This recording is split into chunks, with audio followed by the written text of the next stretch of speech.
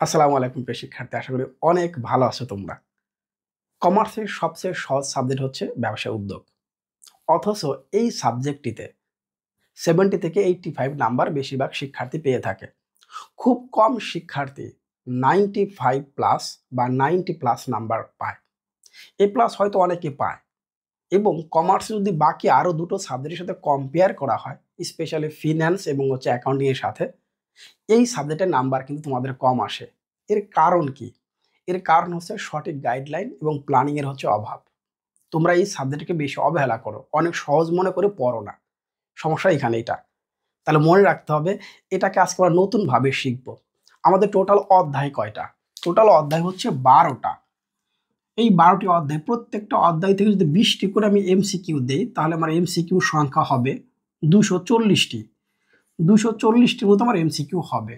আমি তোমাকে ২৫০ টি এমসিকিউ দিব, সর্বোচ্চ ২৬০ টি। যারা আমার পেইড শিক্ষার্থী, যারা আমার কাছে সাজেশন ক্রয় করেছে, ওদেরকে আমি দিয়েছি ৪৭৭ টি এমসিকিউ। এইখানে 150 প্লাস এমসিকিউ উদ্দীপক নির্ভর প্রশ্ন, পাশাপাশি রিপিট প্রশ্ন দিয়েছি। তার মানে একবার রিভিশন দিলে ওরা ২ বার রিভিশনের মতো কাজ হয়ে যাবে। এই ৪৭৭টা এমসিকিউ থেকে বাছাইকৃত সবচেয়ে ইম্পর্টেন্ট প্রশ্ন ২৫০টি তোমাদের আমি দিচ্ছি। এই ২৫০টি এমসিকিউ খুব ভালো মতো করে প্র্যাকটিস করো। খুব ভালো মতো করে প্র্যাকটিস করো। যদি লাক ভালো থাকে তাহলে এখান থেকেই তুমি 30 আউট অফ 30 পেয়ে যাবে ইনশাআল্লাহ। এখান থেকে 30 আউট অফ 30 হয়ে যাবে। আবারও বলতেছি, যেহেতু রেগুলার তোমরা আমার ভিডিও দেখো, তাহলে ২৫০টা হচ্ছে মোস্ট ইম্পর্টেন্ট। এটা অবশ্যই তোমরা ভালো মতো দেখবে। আমি নিশ্চিত এই ভিডিও দেখার পর, এবং পার্ট 1 যেহেতু আজকে আমি দিচ্ছি, তুমি যদি কোথাও পরীক্ষা দাও, কোনো মডেল টেস্ট বা স্কুলের কোথাও পরীক্ষা দিয়ে থাকো, বা তুমি যে কোনো বইয়ের মডেল টেস্টগুলো দিয়ে দেখতে পারো আমি যে অধ্যায়টা দিচ্ছি সেই অধ্যায়গুলোর প্রশ্নের সাথে তুমি কমন পাও কিনা। আমি শিওর তুমি অবাক হবে। তো চলো মূল ভিডিওটা দেখি। ব্যবসায় উদ্যোগ মাত্র ২৫০ থেকে ২৬০ এমসিকিউ প্র্যাকটিস করলে নিশ্চিত থাকো তুমি একটা গাইড বা অন্য কোথাও পরীক্ষা দিয়ে যতগুলো প্রশ্ন কমন না পাবে, ইনশাল্লাহ এখান থেকে তার চেয়ে বেশি পাবে।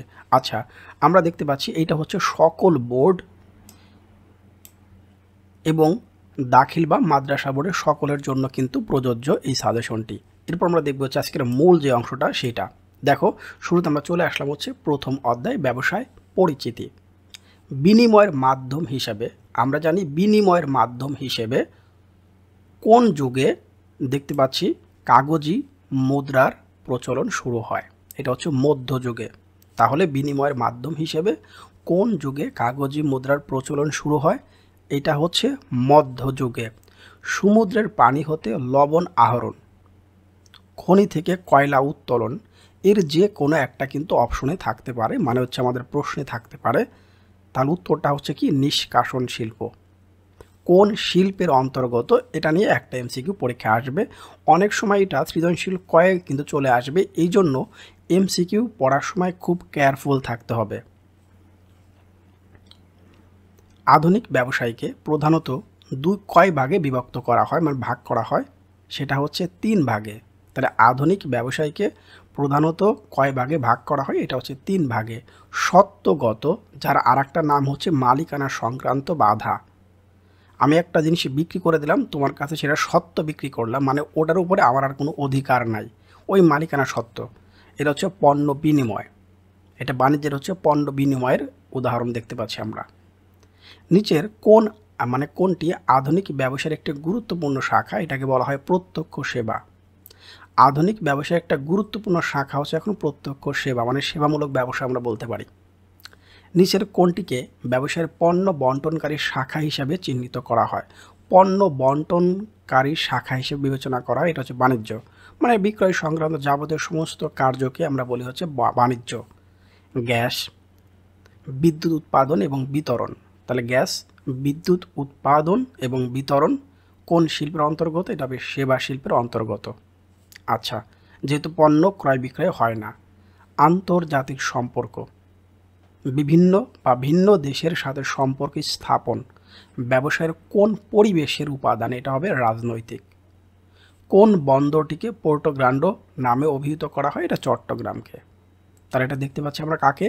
চট্টগ্রামকে। আমি নিশ্চিত যদি কেউ হেডফোন দিয়ে আমার এই পড়াগুলো শোনো, তারপরেও কিন্তু তোমাদের অনেক কিছু মনে থাকবে। ব্যবসায়ের অন্তর্ভুক্ত কাজ কোনটি? বৈধতার সাথে মুনাফা অর্জনের পরিচালন কাজ। তাহলে বৈধতার সাথে মুনাফা অর্জনে পরিচালিত কাজকে ব্যবসা বলে। সংজ্ঞা হিসেবে নিতে পারো মানব সম্পদ, দক্ষতা সম্পন্ন কর্মী বা দক্ষ কর্মী, ভোক্তার মনোভাব, ঐতিহ্য শব্দটা মনে রেখো কোন পরিবেশের অন্তর্গত? এটা হচ্ছে সামাজিক। মানব সম্পদ, দক্ষতা সম্পন্ন কর্মী, ভোক্তার মনোভাব, ঐতিহ্য, এটা হবে সামাজিক পরিবেশের অন্তর্গত। কোনো প্রাইভেট ক্লিনিকের আয় কোন ধরনের কাজ? এটা হবে প্রত্যক্ষ সেবা। আমি তো আগেই বলেছি পণ্য ক্রয় বিক্রয় ছাড়া যে কোনো ব্যবসাটাকে আমরা এখন প্রত্যক্ষ সেবা সেবামূলক ব্যবসা হিসেবে ধরতে পারি। ব্যবসায় হলো পণ্য দ্রব্যের উৎপাদন ও বন্টন, রাইট। মুনাফার আশায় মাছ চাষ, ইয়েস রাইট। পরিবারের জন্য খাদ্য উৎপাদন, এখানে কোনো মুনাফা নাই, দ্যাটস ওয়াই এটা ব্যবসা হচ্ছে না। পরিবহন কোন ধরনের উপযোগ সৃষ্টি করে? পরিবহন করে আমরা এক স্থান থেকে আরেক স্থানে যাই, দ্যাটস ওয়াই এটা হবে স্থানগত। সময়গত মানে গুদামজাতকরণ, এক সময়ের পণ্য আর এক সময় আমরা ইউজ করব। আচ্ছা, এরপর দেখতে পাচ্ছি আমরা কোনটি উৎপাদন শিল্পের অন্তর্ভুক্ত? বস্তুকল, কাঁচামাল প্রক্রিয়াজাত করে পণ্য তৈরি, সুতা হতে কাপড় তৈরি। তিনটা কিন্তু উদাহরণ এখানে দেওয়া আছে প্রিয় শিক্ষার্থী। বস্ত্রকল, কাঁচামাল প্রক্রিয়াজাত করে পণ্য তৈরি, সুতা হতে কাপড় তৈরি। ওকে, হয়ে গেল। ব্যবসায়ের ফলে মূলধন গঠিত হবে, সঞ্চয় বৃদ্ধি পায়, এটাও সঠিক। জাতীয় আয় বৃদ্ধি পাবে, হ্রাস পাবে না, এটা জাতীয় আয়টা বৃদ্ধি পাবে। দ্যাটস ওয়াই আমাদের আনসার হলো 1 এবং হচ্ছে 2। এই টাইপের প্রশ্নগুলো পরীক্ষায় কমন না পারলেও আমার প্রিয় শিক্ষার্থী, তোমরা যদি একটু মনোযোগ দাও, কয়েকবার প্রশ্নটি পড়ো, তাহলে তোমরা আনসারটা এমনি বের করতে পারবে। শিল্প ও বাণিজ্য নীতির কথা কিন্তু বলা হয়েছে, তাহলে অর্থনৈতিক। শিল্প ও বাণিজ্য নীতি কোন পরিবেশের অন্তর্গত? অর্থনৈতিক। আমরা একটা উদ্দীপক দেখতে পাচ্ছি, সেম উদ্দীপক তোমার পরীক্ষায় আসবে না, তবে এই টাইপের যে উদ্দীপক হবে তাহলে তুমি এইটা বুঝতে পারবে, এই যদি বারবার প্র্যাকটিস করে যাও এই টাইপের এক্সাম্পলগুলো বা উদ্দীপক নির্ভর প্রশ্নগুলো। জনাব রাতুল তার জমিতে টমেটো চাষ করেন, নিজস্ব কোল্ড স্টোরেজ সংরক্ষণ করেন। সারা বছর ধরে তিনি বাজারে চাহিদা অনুযায়ী খুচরা দোকানে নিজস্ব পরিবহনে টমেটো সরবরাহ করেন। আমরা বুঝতে পারতেছি এটা হচ্ছে গোদামজাতকরণ, যেটা সময়গত বাধা দূর করে। এটা হচ্ছে সময়গত বাধা, মানে কালগত, সময়গত বলতে পারো। জনাব রাতুল ব্যবসায়ের যে কাজের সাথে সম্পৃক্ত সেটা হচ্ছে গুদামজাতকরণ, তোমাকে আগেই বললাম। এরপর হচ্ছে কি উৎপাদন শিল্প, পণ্য বিনিময়, সব ক্ষেত্রেই সে আছে। কিন্তু এখানে যে উদ্দীপকটা দেয়া হয়েছিল, সামাজিক পরিবেশের উপাদানগুলোর মধ্যে আমরা কি পাবো? ভোক্তার মনোভাব, মানব সম্পদ, যেটা আমরা আগেই দেখে আসছি। প্রাকৃতিক সম্পদ, তো প্রজনন, প্রাকৃতিক সম্পদটা এখানে পড়তেছে না, দ্যাটস ওয়াই 1 আর 2 হচ্ছে আমাদের আনসার। আলহামদুলিল্লাহ আমাদের 20টি এমসিকিউ কিন্তু হয়ে গেল। প্রযুক্তিগত পরিবেশের উপাদান হলো প্রযুক্তি শিক্ষা, কারিগরি শিক্ষা, মানব সম্পদ। আমরা আগেই দেখে আসছি মানব সম্পদটা হবে সামাজিক পরিবেশের উপাদান। তাহলে আমাদের উত্তর হলো 1 আর হচ্ছে 2। দেখো সবচেয়ে গুরুত্বপূর্ণ 21টি এমসিকিউ আমি প্রথম অধ্যায় থেকে তোমাদের জন্য আলোচনা করলাম। তুমি যে কোনো স্থানে পরীক্ষা দাও, এই 21টি বারবার পড়ে যাও। আমি শিওর যদি প্রশ্ন ভালো করতে চায় তাহলে এই 21টি প্রশ্নের মধ্য থেকে তাকে দিতেই হবে, টাচ করতেই হবে। আচ্ছা, পৃথিবীর বিখ্যাত ইলেকট্রনিক পণ্য প্রস্তুতকারী প্রতিষ্ঠান, তাহলে পৃথিবীর বিখ্যাত ইলেকট্রনিক পণ্য প্রস্তুতকারী প্রতিষ্ঠান কোনটি? ম্যাটসুশিটা। কোন দেশের সংগঠন? জাপান। 2টি প্রশ্ন উত্তর কিন্তু একটার মধ্যে আমরা পেয়ে গেলাম। সাধারণ অর্থে যে কোনো কাজের কর্ম প্রচেষ্টাকে কি বলে? এটাকে আমরা জানি এন্টারপ্রেনিয়রশিপ বা উদ্যোগ। কোনটি সফল উদ্যোক্তার বড় বৈশিষ্ট্য? ভেরি ভেরি ইম্পর্টেন্ট, বড় বৈশিষ্ট্য, দ্যাটস ওয়াই উত্তর হবে পরিমিত পরিমাণ ঝুঁকি গ্রহণ। সফল উদ্যোক্তা কিভাবে সিদ্ধান্ত নেন? সেটা হবে বিচার বিশ্লেষণের মাধ্যমে। সফল উদ্যোক্তার বিশেষ গুণ কোনটা? প্রভাব বিস্তারের ক্ষমতা হবে তার বিশেষ গুণ। এরপরে আরও একটা দেখো, আরেকটা আমরা পেয়ে যাচ্ছি, সফল উদ্যোক্তা হতে বেশি প্রয়োজন প্রবল ইচ্ছা শক্তি। একজন উদ্যোক্তার প্রধান গুণ কোনটা? সংবেদনশীলতা। তাহলে বুঝতে পারলে এখানে সবগুলো এমসিকিউ আমি কেন দিলাম, যেন তোমাদের মধ্যে কনফিউশন তৈরি না হয়। ব্যবসায় উদ্যোগের বৈশিষ্ট্য হলো একটি পণ্য বা সেবা নতুন সম্পদ সৃষ্টি, কর্ম উদ্যোগ, শিক্ষাগত যোগ্যতা। শিক্ষাগত যোগ্যতা লাগবেই এমন কোনো কথা নাই। আচ্ছা, ব্যবসায় সর্বদা বিদ্যমান থাকে কোনটি? ঝুঁকি। ব্যবসার মধ্যে ঝুঁকি তো থাকবেই। কোন কাজটি করতে উদ্যোক্তা বিশেষ আনন্দ পান? চ্যালেঞ্জমূলক কাজ করতে উদ্যোক্তা বিশেষ আনন্দ পান।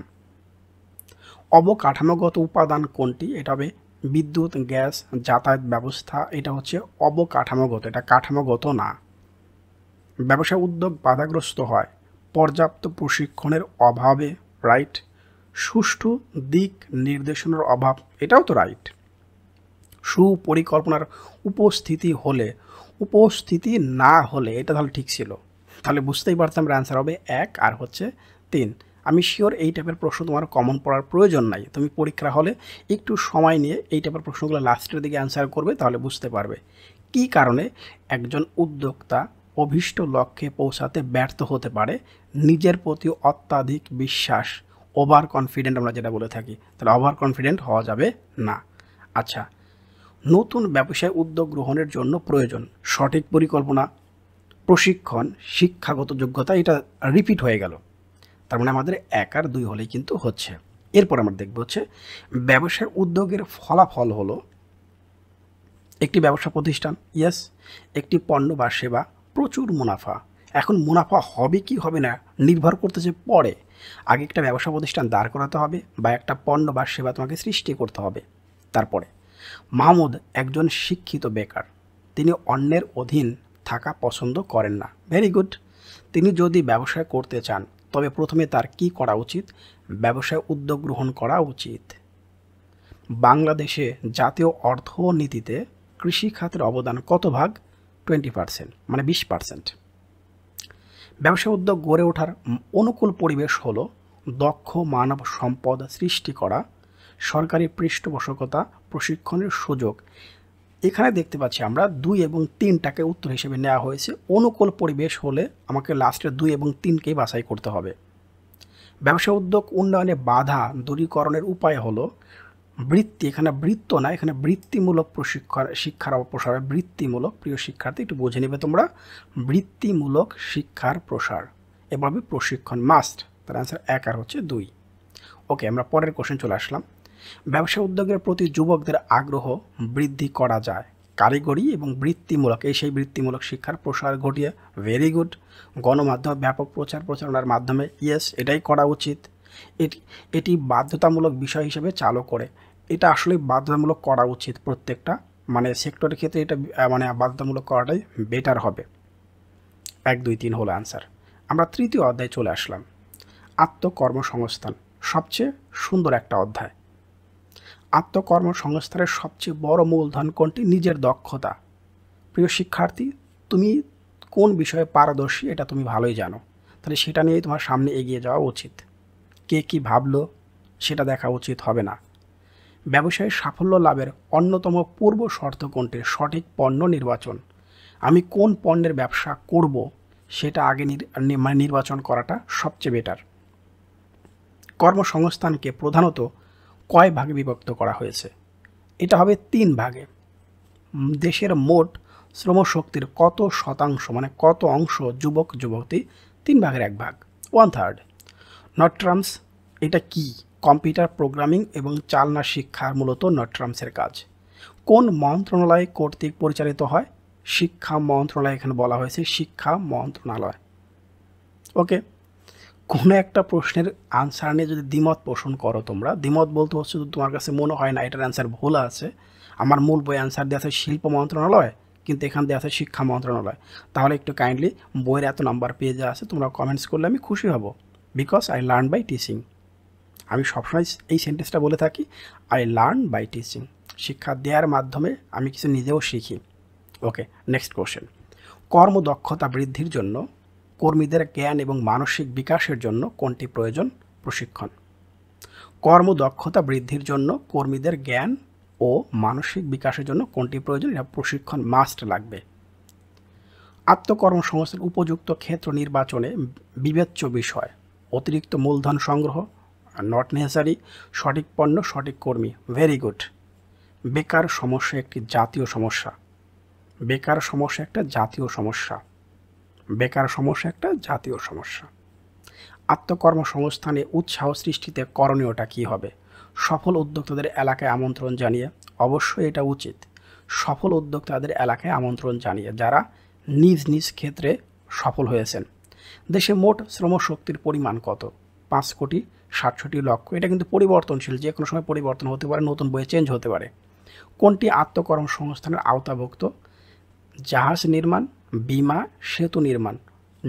বাকি তিনটা খুবই বড় বড় কাজ, বাট ছাতা মেরামতটা একেবারে ছোট্ট একটা কাজ। আত্মকর্মসংস্থানের পথে বাধা নয় কোনটি? বয়স। যে কোনো বয়সেই তো হতে পারে। কোনটি সুযোগ সীমিত? চাকরি। চাকরির সুযোগটা কিন্তু আসলেই সীমিত, চাকরি নিজে তৈরি করে নিতে হবে। এখন আত্মকর্মসংস্থানের আওতাভুক্ত মুদির দোকান, কবুতর পালন, রাস্তাঘাট তৈরি। রাস্তাঘাট তৈরি আত্মকর্মসংস্থানের আওতার মধ্যে পড়ে না। স্থানীয় মেম্বার, চেয়ারম্যান বা আমাদের এমপি মন্ত্রীদের কাজ হচ্ছে এটা রাস্তাঘাট নির্মাণ তৈরি করা, সরকারের কাজ। ওকে। পণ্য নির্বাচনের পূর্বে বাজারে পণ্যের যা নিরূপণ করতে হবে: চাহিদা, গ্রহণযোগ্যতা, সাইজ। সাইজটা মিটার করে না, আসলে এটা চাহিদা আছে কিনা, মানুষ এটা নিবে কিনা, গ্রহণযোগ্যতা আছে কিনা, এটা যাচাই করতে হবে। প্রিয় শিক্ষার্থী, আমাদের 3টা অধ্যায় চলে গেল, আলহামদুলিল্লাহ। এবার আসি সবচেয়ে বড় অধ্যায়, মালিকানার ভিত্তিতে ব্যবসায়। আমরা শুরুতে একটা উদ্দীপক নির্ভর কোশ্চেন দেখতে পাচ্ছি এবং মোস্ট ইম্পর্ট্যান্ট এই অধ্যায় থেকে উদ্দীপক নির্ভর প্রশ্ন আসবে। এক না এক না হতে পারে অংশীদারি, হতে পারে রাষ্ট্রীয় বা সমবায় হতে পারে। জনাব সাহিল ও তার বন্ধু রাজশাহীতে একটি বেকারির কারখানা স্থাপন করেন। ওকে, তার বন্ধু যেহেতু আছে সেখানে তিনি 20 জন শ্রমিক নিয়ে কাজ করেন। Very good. এবং কারখানাটি 1932 সাল। 1932 সাল দেখা মানে এটা বুঝে না, এটা হচ্ছে অংশীদারি। 1932 সালের আইন দ্বারা পরিচালিত হয় অংশীদারি ব্যবসা। ওকে। জনাব সাহিল ও তার বন্ধুদের কারখানা স্থাপনের ক্ষেত্রে নিবন্ধন বাধ্যতামূলক না। রাইট, করলে খুবই ভালো। আইনগত সত্তার সৃষ্টি হয় না, আইনগত সত্তার সৃষ্টি হবে না যদি নিবন্ধন না করি। নিজস্ব নামে পরিচালিত হতে পারে না, যেহেতু বন্ধুবান্ধব মিলে তৈরি করেছে অংশীদারি, দ্যাটস ওয়াই নিজের নামে এটা হবে না। সবচেয়ে প্রাচীনতম ব্যবসায়ী সংগঠন আমরা জানি এক মালিকানা, সবচেয়ে জনপ্রিয়টাও বলা হয় এটাকে। কোন ব্যবসায় পৃথক আইনগত সত্তা বা আইনি জটিলতা মুক্ত এবং কম ঝুঁকিপূর্ণ? অংশীদারের মধ্যেও পড়ে, বাট বেস্ট হচ্ছে এক মালিকানা। এরপরে আমরা দেখি পরে যে কোশ্চেনটি, এক মালিকানা ব্যবসায়ী স্থায়িত্ব কিসের উপর নির্ভরশীল? মালিকের ইচ্ছার উপর। কালকেই বন্ধ করে দেবো, যাবো না, কালকে থেকে বন্ধ, কাল থেকে দোকানে যাব না। পচনশীল জাতীয় পণ্যের জন্য কোন ধরনের ব্যবসায়ী সংগঠন উপযোগী? এক মালিকানা। মালিকানার ভিত্তিতে ব্যবসায় কত প্রকার? 5 প্রকার। অংশীদারি ব্যবসায়ের ক্ষেত্রে ব্যাংকিং অংশীদারির ক্ষেত্রে কতজন সদস্য সংখ্যা? সর্বনিম্ন 2, সর্বোচ্চ 10। পরীক্ষা কিন্তু সিঙ্গেলভাবে আসতে পারে। ব্যাংকিং ক্ষেত্রে সর্বনিম্ন কয়জন? 2 জন, সর্বোচ্চ 10 জন। অংশীদারি কত সালে আইন দ্বারা পরিচালিত? 1932। Not repeat. বাংলাদেশ কত সালের কোম্পানি আইন পরিচালিত? 1994 সালের কোম্পানি আইন দ্বারা পরিচালিত হয়। রাষ্ট্রীয় ব্যবসার উদ্দেশ্যই হচ্ছে জনকল্যাণ করা। রাষ্ট্রীয় ব্যবসার প্রধান উদ্দেশ্যই হচ্ছে জনকল্যাণ করা। এরপর আমরা দেখি কোম্পানির মূলধনের ক্ষুদ্রতম অংশকে আমরা জানি শেয়ার করে। কোম্পানির মূলধনের ক্ষুদ্রতম অংশকে আমরা বলি হচ্ছে শেয়ার।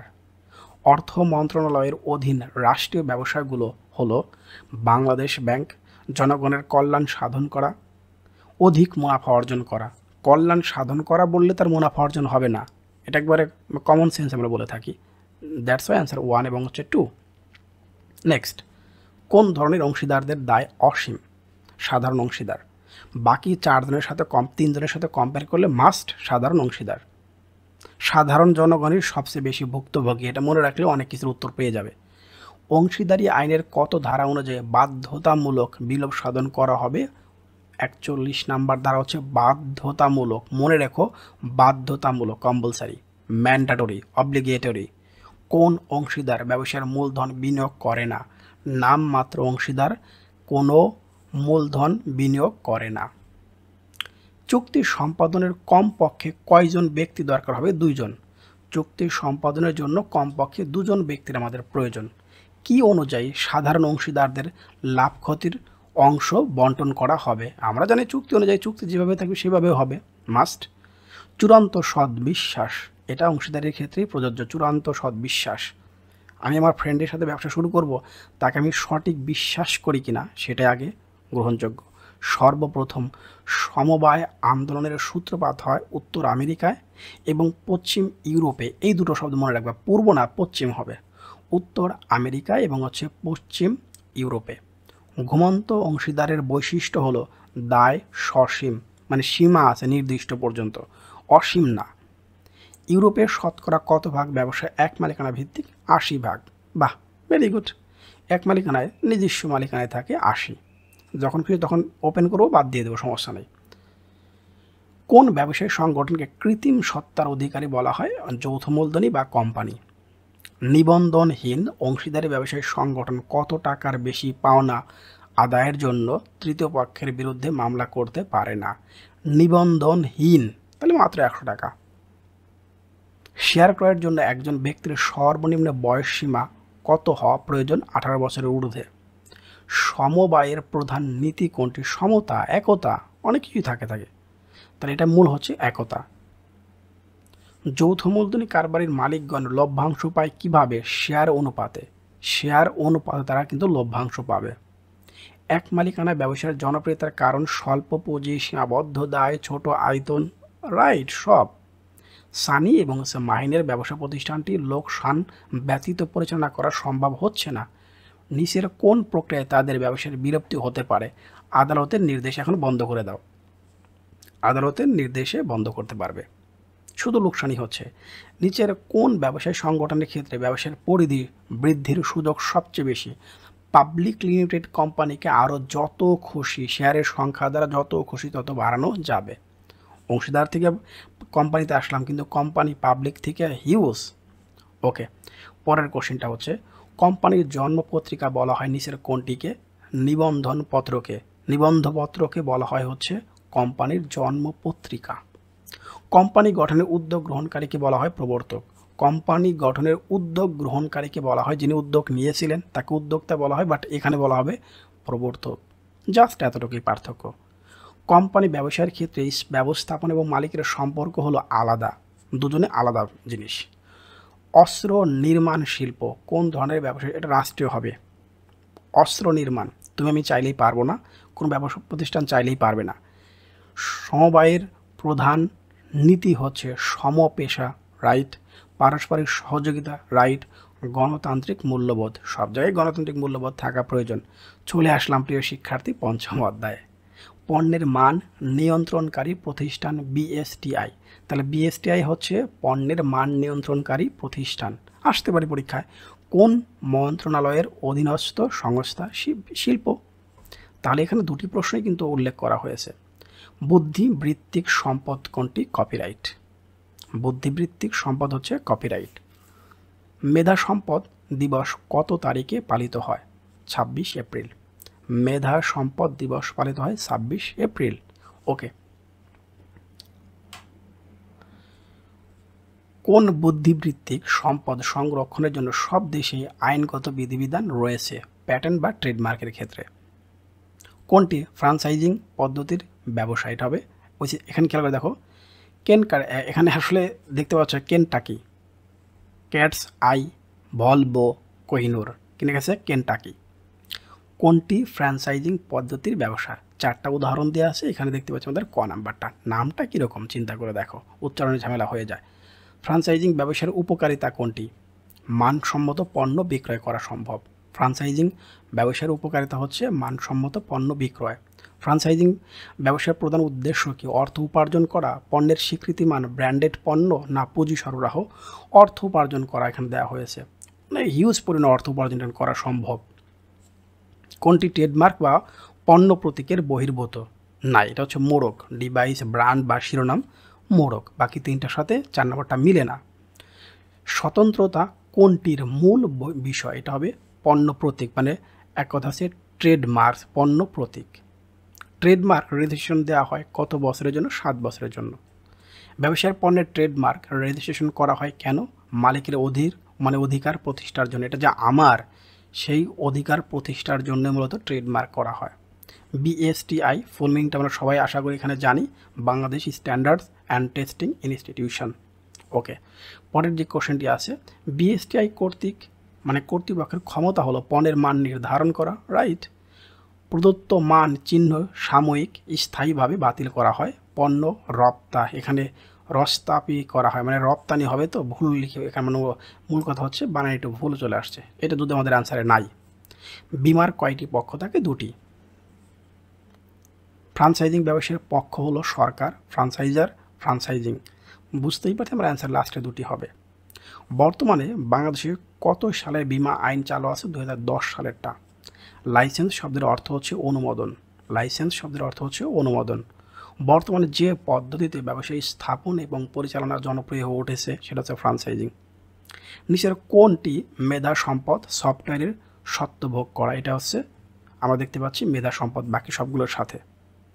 মেধা সম্পদের অন্তর্ভুক্ত রোবট তৈরি, কল্পবিজ্ঞানের গল্প, ভবনের ডিজাইন, তিনটাই হতে পারে। রোবট তৈরি তুমি আমি চাইলেই পারবো না, মানে চাইলে পারবো না বলতে হচ্ছে এটা ক্রিয়েটিভ কাজ। কল্পবিজ্ঞানের গল্প বা ভবনের ডিজাইন সবগুলোই দেখতে পাচ্ছি আমরা হচ্ছে কি মেধা সম্পদ। তারপর পরের কোশ্চেন আমরা চলে যাব। ট্রেডমার্কাইজেশন দেওয়া হয়, দেখো এই কোশ্চেন রিপিট হয়ে গেল, যদিও আমাদের আগে এটা দিয়েছি আমরা। বিমা ব্যবসায়ের সবচেয়ে জনপ্রিয় বিমা কোনটি? জীবন বিমা। বিমা চুক্তি যে দলিল দ্বারা সম্পাদিত হয় তাকে বলা হয় বিমাপত্র। ক্ষতিপূরণের চুক্তি হলো জীবন বিমা, নৌ বিমা, অগ্নি বিমা। দেখতে পাচ্ছেন নৌ বিমা এবং অগ্নি বিমা। জীবন বিমার কোনো ক্ষতিপূরণের চুক্তি না, জীবন বিমাটা হচ্ছে আর্থিক নিশ্চয়তা। ট্রেডমার্কের অন্তর্ভুক্ত নয় কোনটি? দেখো কোশ্চেনটা আবার রিপিট হয়ে গেছে, মানে একই কোশ্চেন আমি দুইবার দিলাম এখানে। ট্রেডমার্কের মূল বিষয় কি? এটাও রিপিট হলো, পণ্যের স্বাতন্ত্রতা। বিএসটি এর কাজ কোনটি? পণ্যের সঠিকতা হবে যাচাই করা। আমরা চলে আসলাম 6 অধ্যায়ে। আশা করি পরবর্তী পার্টে আমি তোমাদের বাকি সবগুলো অধ্যায় দিয়ে দেবো। দেখতেই পেলে প্রথম 5টি অধ্যায় তোমাদের একসাথে দিয়ে দিলাম। গণিতে পাশ করতে চাই, মাত্র 12টি সৃজনশীল প্রশ্ন করলেই হবে এবং পাশে হচ্ছে মাত্র 3টা রেকর্ডের ক্লাসে দেখলেই হবে। গণিতে 100 পেতে চাই, তাহলে 54টি সৃজনশীল প্রশ্ন, সাথে থাকবে হচ্ছে 199টি এমসিকিউ। এর বাইরে একটাও করার প্রয়োজন নেই, মূল বইটাও আর করতে হবে না, যেভাবে আমি সাজেশনটি সাজিয়েছি। সকল বিষয়ের পিডিএফ সাজেশন তোমরা পাবে। আজকে দেখবে, যেহেতু আজকে তোমরা এই ভিডিওটি দেখতেছো, প্রত্যেকটা ভিডিওর সাথে এখন এর লিঙ্ক আকারে থাকবে। এখন পর্যন্ত 578 জন শিক্ষার্থী পিডিএফ সাজেশন এবং হচ্ছে গণিত কোর্সটি ক্রয় করে ফেলেছে। এখানে প্রায় 50 জনের মতো টিচার আছে যারা এটা ক্রয় করেছেন, টিচার। আলহামদুলিল্লাহ, প্রায় সকল বোর্ডের সমস্ত ডিস্ট্রিক্টেই মানে আমার শিক্ষার্থী এবং আমার প্রিয় সহযোদ্ধারা আছেন। আলহামদুলিল্লাহ, বিষয়গুলো 100% কমনের কথা বলতেছি কেন?